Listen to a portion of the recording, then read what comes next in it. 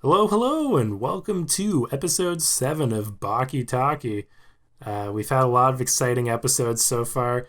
This one goes off in a different direction if there's any Doyle fans out there, but still some fun things that happen. Before we jump into it, let's introduce our co host for the episode, Christian. Say hi, Christian. Hi, Christian. Oh my God, Catherine made the same joke last week. I'm gonna have to, I'm gonna have to come up with a different intro. So, Christian, before we get into the episode, I have a few questions I like to ask all my guests. So, first off, just so people can get a taste of your palate, Okay. what are the current shows that you're watching other than Baku? Recently watched Severance. Been rewatching a bit of I Think You Should Leave, which is I think both of those are about as far removed from Baki as humanly possible. Recently watched Our Flag Means Death. Rewatched some Arrested Development. Ooh, which season? One.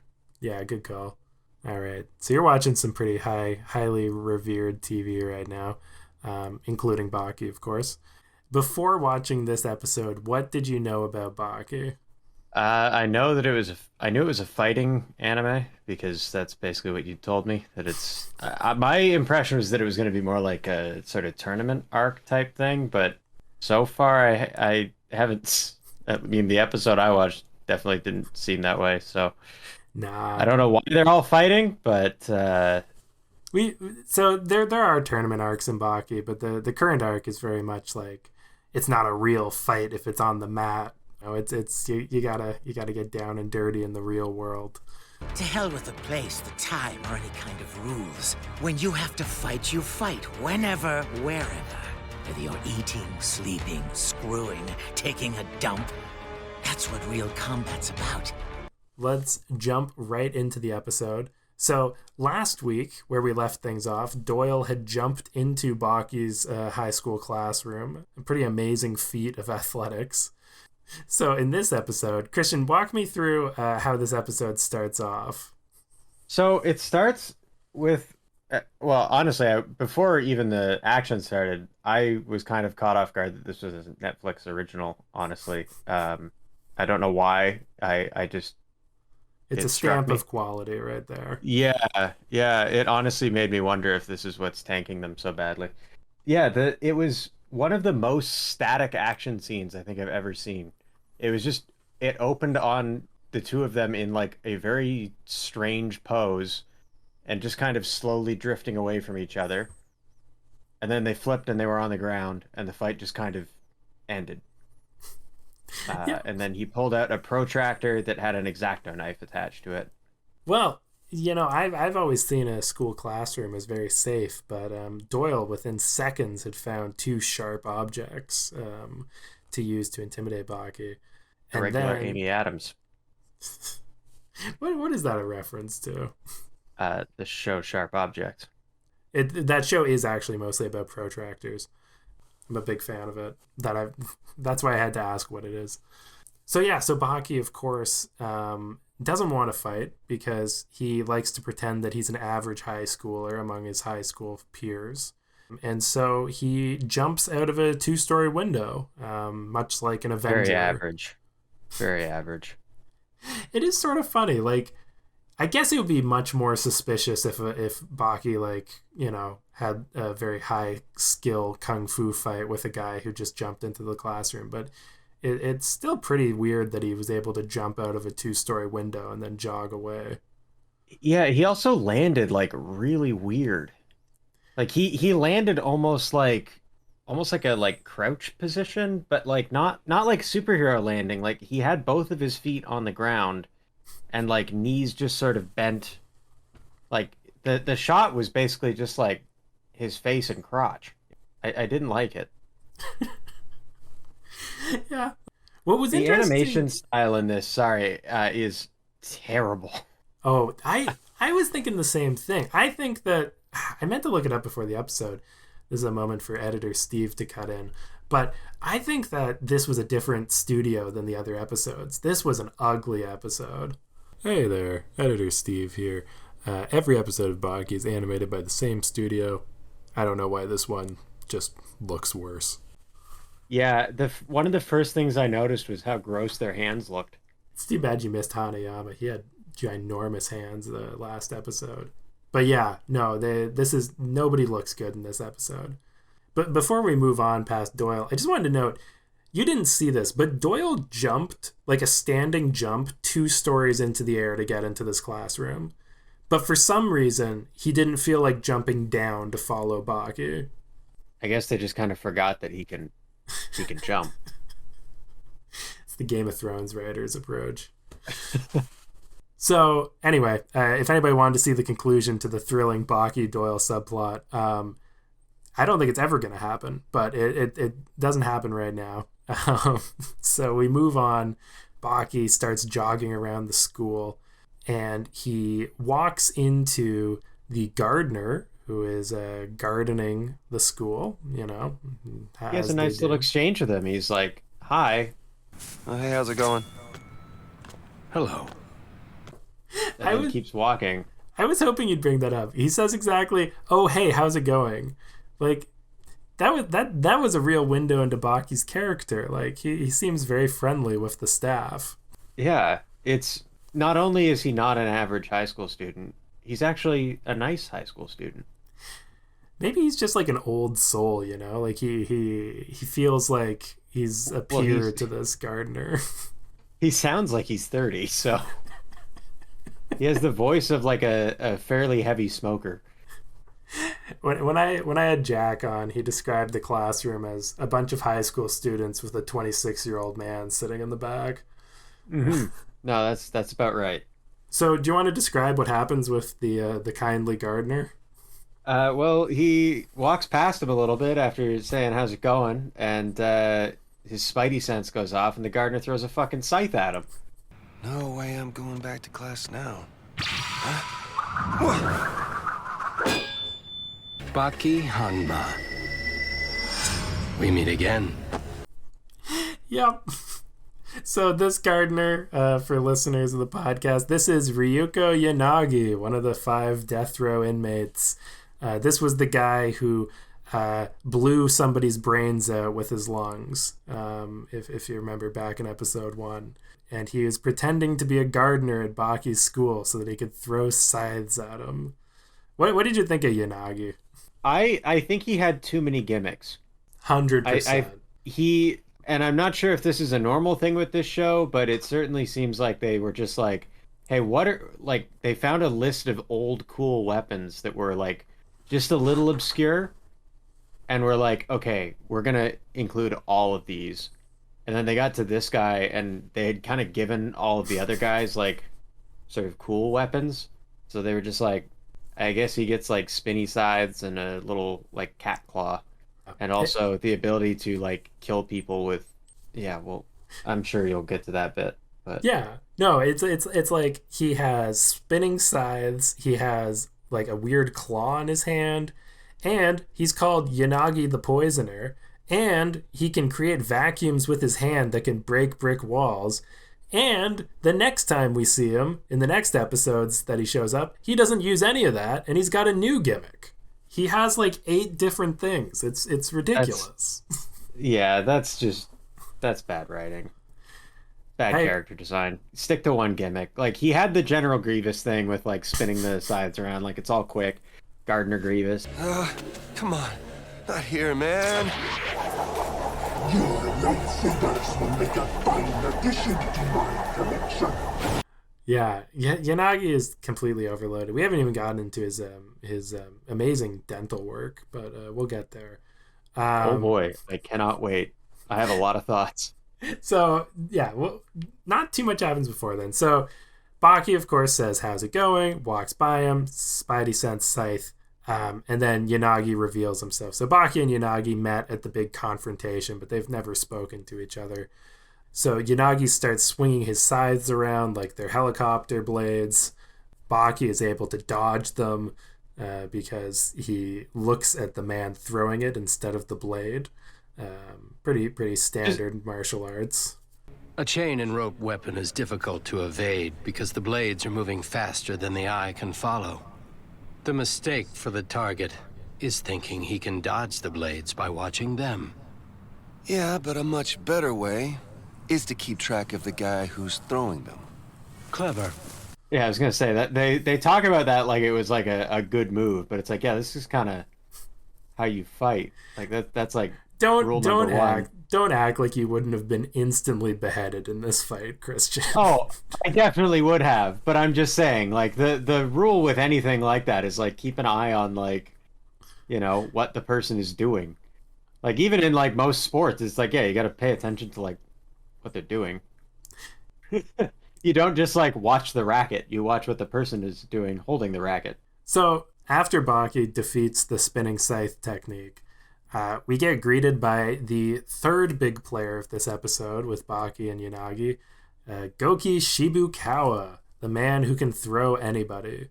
And he enters the fight by throwing a cold pot of water at Yanagi. I want to get your thoughts on this scene, Christian, especially out of context. This must have been quite interesting. The old cold for hot pot trick. Classic prank. It honestly, there's a clip from, I want to say it's the Thomas Jane Punisher movie. I can't remember though. One of the Punisher movies. Not one of the like, it wasn't the series. It wasn't the kind of actually somewhat good one. But he's like torturing, quote unquote, this guy. He has him like strung up upside down and he can't see him. And he like is like using a blowtorch on a piece of metal to make it look like, or to like sort of give the illusion that he's like heating something up. And then he like presses a popsicle into his back. And the whole thing is just sort of like, oh, you know, your body doesn't really distinguish well between like extreme temperatures when you're expecting one versus the other. So it is just sort of like psychological torture. Sorry, this is the Punisher? It sort of sounds like something the Funisher would do. I know. It's kind of a weird, like, I mean, I guess I don't know the full context of the scene. I really can't remember, but like, I guess the guy wasn't, you know, bullet worthy or whatever. The Punisher just seems to like, yeah, it was like a minor thing. Yeah. He just needed information out of him. But yeah, it weirdly reminded me of that, and I was kind of expecting that to be what they were going to bring up, because it seems like they have to explain fucking everything in this show, but explaining costs a lot less than fights. They barely animate the mouths at all anyway, so yeah, so Goki Shibukawa throws a cold pot of water at Yanagi. Yanagi goes like, ah, and then realizes it's cold. Quite embarrassing, honestly. Yanagi, payback's a bitch. Careful.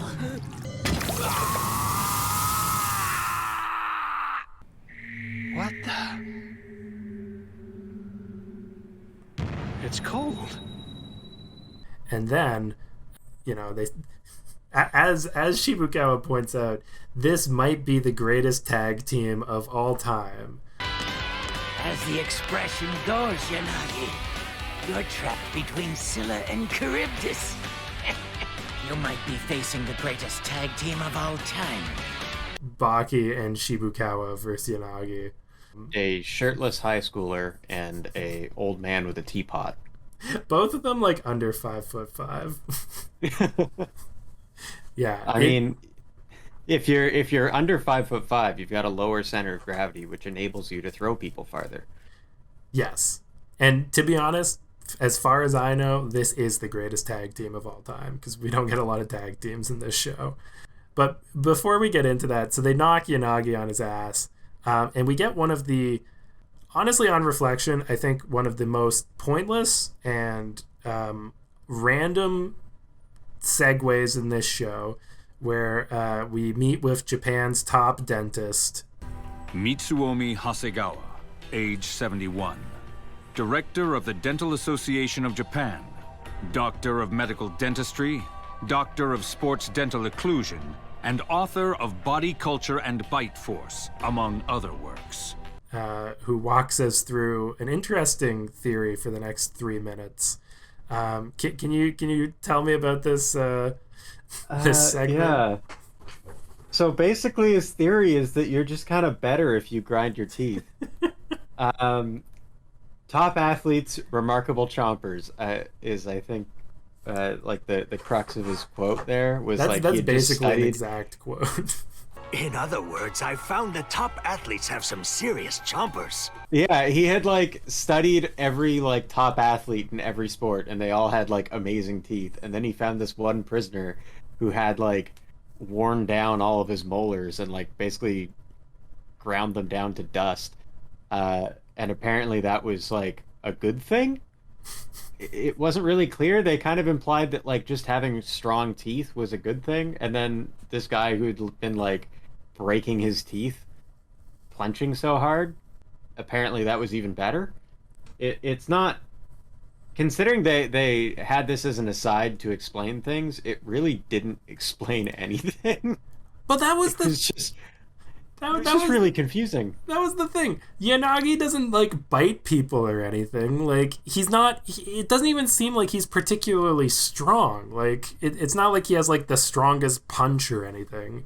He's just a guy who apparently grinds his teeth at night. Yeah, it's I mean, like if he were to bite people, he would probably be less effective than other combatants. I did want to add in here because I looked this up. There is a 1994 Japanese science paper I found that does say that good athletes have stronger bite force than the general population. So this was not made up, and I think that the author read an article and then decided to put it into an issue. I mean, okay. It doesn't really change the fact that the scene was absurd, but yeah, it's vaguely scientifically accurate. I don't think anything else about what happened here was, but you know, it's cool that he was like, you know, incorporating some science. No, I think that's unfair. I think everything in this episode is scientifically accurate, especially once we start getting into oxygen. Yeah, the deadliest poison. They call me Yanagi the Poisoner because I use the deadliest gas, oxygen. This episode is, I have to say, the least. So little happens in this episode compared to every episode before it. We spend, I would say, 90% of this episode behind the school where Yanagi was gardening. We never leave this area after we arrive there, other than to hear from Japan's top dentist. Yeah, it's basically just flashbacks are the only time we're out of this space after he jumps out of the building. So yeah, I mean, it still felt like it was moving like really fast. Like a lot of bullshit just kind of kept getting flung at the wall. But plot-wise, like story-wise, not a lot happened. I wanted to get your thoughts on the animation style. This is the second episode we've had where it cuts to CG in the middle of the fight. On a scale of 1 to 10, what would you give the CG? Low, like a 3. I don't know. It's better than, honestly. I think about like some of the old like Nickelodeon shows, and even like Futurama occasionally had like they had sequences where they had to like pan around something, so they would do like sort of a 3D animated version of the character, but like it always was just a 3D version of a character that was meant to be designed for 2D, so it always looked wrong. Yeah, but I feel like here in a small way it almost works better because the show's default animation style is so gross that you kind of welcome a change, even if it's not a particularly good one. Yeah, it's Baki has a very distinctive style in any episode, and this is the ugliest episode so far. Well, it just in general quality. Last episode we had the guy with 3 mouths because his face exploded, which was pretty ugly, but it was quite well animated in my opinion. Yeah, I thought that the 3D fights were once again horrible, and I can't wait until they drop that in season 2. I think we're getting to the best part of the episode where Yanagi explains the way of the void. I want to get your thoughts on, first off, Christian, what is the way of the void? And do you think it's possible? Do you think it's a real fighting technique you could use? Well, it's definitely very far removed from any martial arts. It's a dark martial art. Yes. 100%. Apparently, if you clench your jaws tight enough, you can create a vacuum in your hands that allows you to punch through solid concrete. And if you put the vacuum over someone's mouth, you suck enough oxygen out of the air that they're breathing in, and it knocks them unconscious or kills them. Now, I should add here that this is actually what happens to Baki. Yanagi walks up and places his hand over Baki's mouth, creating a vacuum with less than 6% oxygen, knocking out Baki instantly, potentially almost killing him. Now, I don't think it's possible to generate vacuum like that. I'm not a vacuum expert. I have watched The Expanse, but the vacuum in that is space. No one really just pops a vacuum out of their hand. Now, here's the thing. If I had never heard of martial arts and somebody said, I'm going to karate chop through this board, first of all, I'd say, what's a karate chop? But secondly, I'd say it's impossible. Maybe being able to create vacuums with your hand is just something that, seems impossible because I don't do martial arts. Do you have any training in the martial arts? No, but I mean, isn't like doing an armpit fart kind of creating a vacuum? Like cupping. Wait, Christian, you said you didn't have any training in the martial arts. No, I'm just thinking about this more now. Obviously, there could be a martial art combat application to. The thing is, you'd have to get somebody to breathe your armpit fart afterwards, and you'd have to get your armpit fart to be exactly 6% oxygen contact. Yeah, I mean, if the thing about a lot of martial arts, as far as I understand them, is that they're not necessarily made for fighting. It's more of just sort of performance based. So, maybe there is a non-combat sport version, like a martial art that is not combat focused, that does involve armpit farting vacuums. It's quite possible. We'll have to look into that. All right. So Yanagi, listeners might remember that in episode 1 he kept trying to ask people what the most poisonous gas is. Let me ask you two a question. Out of all the gases on the planet Earth, what's the most poisonous? The answer is oxygen. But once you've figured that out, it's already too late. That is the way of the void. Yes, the thing that gave me the name Yanagi the Poisoner was oxygen, the deadliest gas of them all. But also the one we must breathe to live. Ironic, isn't it? Of course, it turned out to be oxygen. It turns out that if you breathe in one breath of oxygen below 6%, you instantly go unconscious. I looked this up, much like I looked the dentist stuff up. I found nothing even close to this, so I don't believe this is true. I don't know if you thought this was true or not, Christian. No. I mean, I would imagine that if you had sustained sort of low oxygen levels, that you would go unconscious. You've got to bring oxygen when you're climbing a mountain, right? Or at least a big enough mountain, or going high enough up in the sky, you got to have oxygen tank. But I don't think one breath of 6% oxygen is gonna be enough. You might get a little woozy, but no, I agree. Probably not even that. Well, you know what happens when people go up to Everest. The big risk is there's actually Yetis who will run up and put their hand over your mouth, and so if you aren't wearing your oxygen mask, you could get knocked out instantly at those high elevations. That explains a lot. That is the way of the void. As far as I know, even if you were to inhale pure vacuum, you wouldn't necessarily die after just one breath either. Yeah, I agree. It's sort of ridiculous.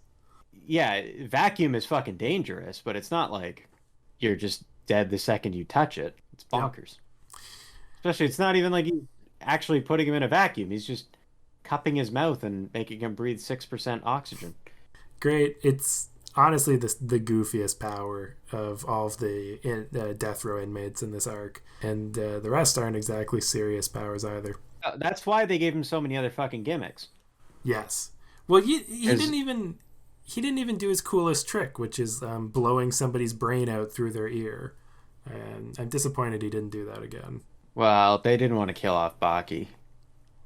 Okay, yeah, that would have been pretty hardcore. That would have been like Game of Thrones. You just blow Baki's brain out in episode 7. Yeah, this was 7. Oh, you need to put a little editor's note in there. Yeah, I mean, they maybe could have killed the old man. Oh, not that would have been dramatic. Oh, he's the bomb. Yeah, but so in case you guys haven't pieced it together yet, Yanagi poisons, or whatever we want to call it, Baki, knocking him out instantly.